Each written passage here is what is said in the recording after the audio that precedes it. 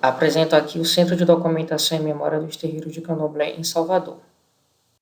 Trata-se do trabalho final de graduação do curso de Arquitetura e Urbanismo da Universidade Federal da Bahia, cujo eu, arquiteto Carlos Ferreira, apresentou no ano de 2018, sob a orientação do arquiteto e professor Fábio Macedo Velame, com orientação da arquiteta e professora Ariadne Moraes. O objetivo geral do Centro de Documentação e Memória é preservar os bens imateriais do terreiro de Candomblé instituído na capital baiana, salvaguardando suas histórias e conquistas. A ideia é restaurar e disponibilizar arquivos de documentos pessoais e coletivos do povo de santo, além de fotos das manifestações religiosas do Candomblé. Dessa forma, podemos analisar historicamente o crescimento e as conquistas desses terreiros do Candomblé como um todo na capital baiana e suas reflexões no estado da Bahia, no Brasil e no mundo, promovendo dessa forma a reflexão de tão quanto é importante a preservação e a conservação do patrimônio imaterial e material dos terreiros de Candomblé, como também a preservação da documentação oral dessas comunidades e a preservação da memória desse povo de santo.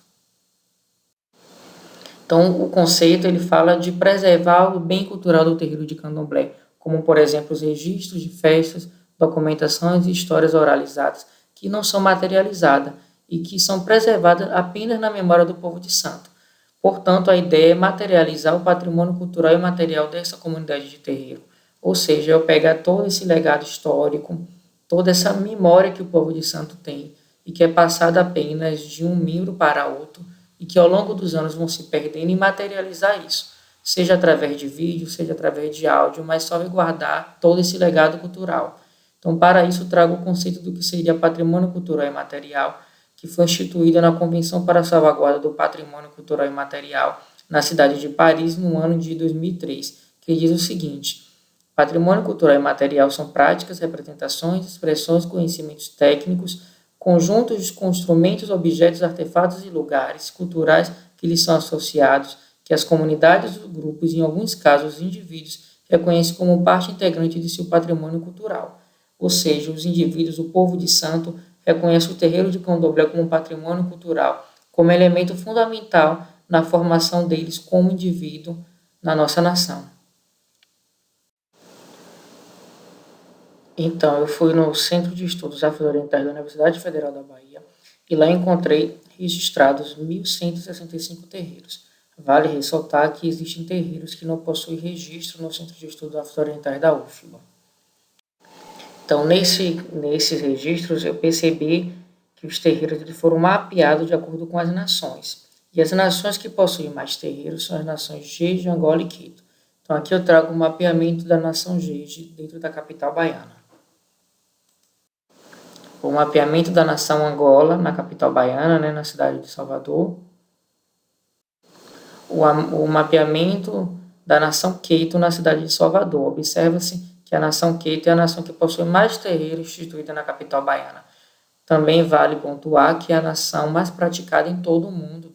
É a nação do terreiro de Candomblé que tem mais fiéis e que tem mais terreiros. Então, eu busquei visitar alguns terreiros dentro da capital baiana para entender o que seria esse acervo, o quantitativo desse acervo que seria disponibilizado para o Centro de Documentação e Memória para que pudesse ser restaurado. Então, eu visitei alguns terreiros e fui descobrindo o quanto é desse acervo, como é esse acervo, como esse acervo ele é arquivado hoje em cada terreiro desse e como ele deveria ser arquivado se existisse um centro de documentação e memória. Então, com essas informações, eu pude mensurar como seria o centro de documentação e memória, como seriam os setores, como seriam os departamentos. Visitei também algumas casas e museus que trabalham com a temática da cultura afro e percebi que nenhuma delas tem essa proposta de salvaguarda da cultura dos terreiros de Candomblé. Então, o que seria esse acervo? As atas de fundações, atas de criação e associação religiosa, solicitação de permissão para bater o Candomblé na Delegacia de Jogos e Costumes, isso porque do período do século XVIII e século XIX, a religião de Candomblé era considerada como crime. Então, existia essa solicitação de permissão para que os negros pudessem praticar o Candomblé nesse período. Então, temos as atas de reuniões, as escrituras, os contratos de compras e venda, criação da documentação oral, que é pegar esse legado cultural que está registrado apenas na memória desse povo de santo e materializar através de áudio, de vídeo, fotografias de festas, líderes religiosos e membros das comunidades. Então, esse centro de documentação e memória ele é dividido em 3 grandes setores: o setor memorial, que vai disponibilizar toda essa cultura para quem tiver interesse de conhecer a respeito de cada terreiro, de cada nação; o setor técnico, responsável por revitalizar, restaurar e recuperar todos esses arquivos; o setor administrativo, que vai administrar todo o centro de documentação. Então, é possível, sim, criar esse centro de documentação e memória dos terreiros de candomblé através de financiamento do governo federal, estadual e municipal, ou através de parceria pública-privada, seja empresas nacionais ou internacionais. Então, eu trago aqui um trecho da Convenção para a Salvaguarda do Patrimônio Cultural e Material, que diz que é dever, sim, a salvaguarda, o desenvolvimento e a valorização do patrimônio cultural e material presente no território do Brasil. Nesse contexto, eu estou me referindo aos terreiros de candomblé.